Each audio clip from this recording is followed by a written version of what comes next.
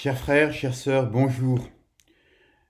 Souvent le soir, je parcours le déambulatoire de notre église qui depuis bientôt presque 4 semaines reste vide. Je ressens alors combien effectivement Saint-Eustache est pleine de vos absences, mais tout aussi pleine de tout ce que nous y avons ensemble vécu.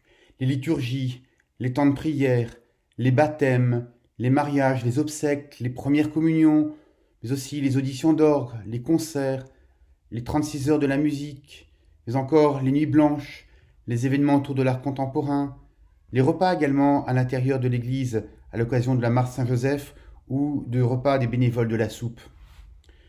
Je ne peux pas tout énumérer et, de toute manière, au-delà de toutes ces activités, ce qui compte, ce qui reste, ce sont vos visages, avec tout ce qu'ils peuvent exprimer de vos vies de femmes et d'hommes. Ce qui reste plus encore demeure la rencontre et le rassemblement de ces mêmes visages lorsque leurs expressions manifestaient combien, tous, nous étions saisis par un même élan de partage et de foi, par le sentiment de vivre ensemble quelque chose de bon, de vrai et de beau. Tout cela nous manque à tous, mais dans ce manque, nos cœurs et nos esprits peuvent être incités à retrouver ce qui réellement nourrit notre désir et notre manière d'être ensemble. Notre désir de Dieu ne part-il pas d'un homme qui s'absente de ses proches pour revenir à eux en ayant reçu de celui qu'il appelle son Père et que nous reconnaissons tous comme le Dieu créateur une nouvelle présence? Oui, une présence plus forte encore de vie, puisqu'elle est finalement cette présence, communion parfaite, vie de Dieu. C'est précisément au moment où Jésus est arrêté, peu de temps donc avant qu'il ne s'absente radicalement, que ses disciples se trouvent en état de dispersion. Ils vivent ainsi ce que Jésus lui-même leur avait annoncé. Matthieu chapitre 26, verset 31. Cette nuit, je serai pour vous tous une occasion de chute, car il est écrit, je frapperai le berger et les brebis du troupeau seront dispersées. Une mise à l'épreuve des disciples qui est certainement liée à la certitude pour eux que les ténèbres ont remporté le combat. Une mise à l'épreuve enfin par le fait pour le disciple de se sentir comme privé de la liberté d'âme et d'esprit de croire qu'une autre lumière est toujours là, près de lui, agissant de façon cachée dans l'épaisseur du mystère qu'est Dieu. Nous voici, frères et sœurs, maintenant dans la Semaine Sainte. Nous la célébrerons en étant certes séparés et dispersés, mais cependant réunis dans ce même esprit que nous partageons encore maintenant, bien au-delà des distances qui nous séparent, bien au-delà encore de toutes ces techniques qui, de façon si obsédante, tentent de combler ces distances. Oui, au-delà de tout cela, nous partageons avec toute la force de notre cœur cet esprit qui nous a été remis, l'esprit de Jésus, l'Esprit Saint.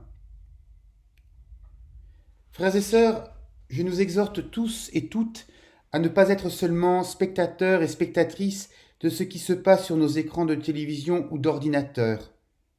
Nous devons et nous pouvons poser des gestes simples pour accueillir chez nous le mystère de la passion du Seigneur.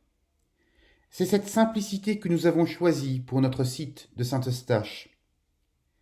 Quelques méditations nous accompagnent, des textes, la lecture de la Passion par M. Laurent Charpentier pour les rameaux, ou encore la lecture du chemin de croix, le jour du vendredi saint, toujours par M. Charpentier, celle enfin de la Passion pour le vendredi saint par François Regnault. L'œuvre de l'artiste Pascal Convert, Cristallisation, est désormais posée dans le cœur de l'Église. Vous pourrez en contempler les images sur le site. Pour la vigile pascale, Stéphane Ezode nous chantera l'annonce de la Pâque, l'Exultet. Bien sûr, vous pourrez également entendre l'orgue de Saint-Eustache qui, à sa manière, proclamera le mystère de Pâques. Bientôt viendra le moment de se retrouver. Il faut déjà songer à ce temps, et pour mieux le préparer, tirer les leçons de ce que nous vivons actuellement. Je souhaite exprimer des pensées toutes particulières pour tous ceux et celles qui sont frappés par le Covid-19, pour ceux et celles qui ont perdu leur vie, pour ceux et celles qui souffrent durement, pour ceux et celles qui font l'épreuve difficile d'un deuil si particulier, parfois sans adieu possible. Voilà autant de souffrances et de blessures dont il faudra savoir prendre soin lorsque nous nous retrouverons. Frères et sœurs, la Semaine Sainte, ce sont ces 3 jours si denses de la Passion, ces jours où la mort semble tout réduire à néant, à commencer par l'espérance des disciples. Les disciples du Christ semblent avoir perdu la capacité d'envisager le jour d'après, un à venir. Mais ces jours opaques débouchent mystérieusement sur une lumière jusqu'alors inconnue des hommes, le jour de la résurrection. Préparons-nous à ce moment. La seule prière que tu puisses exiger de moi, mon Dieu, est la suivante. Attendre dans le silence et la vigilance que tu viennes, toi qui de toute manière occupes le centre même de mon être.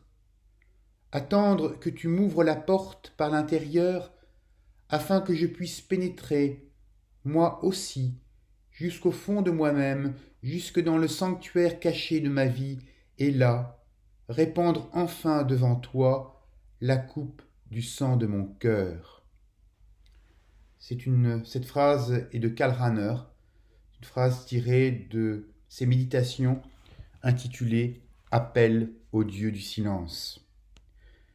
Frères et sœurs, bonne semaine sainte à toutes et à tous. Merci.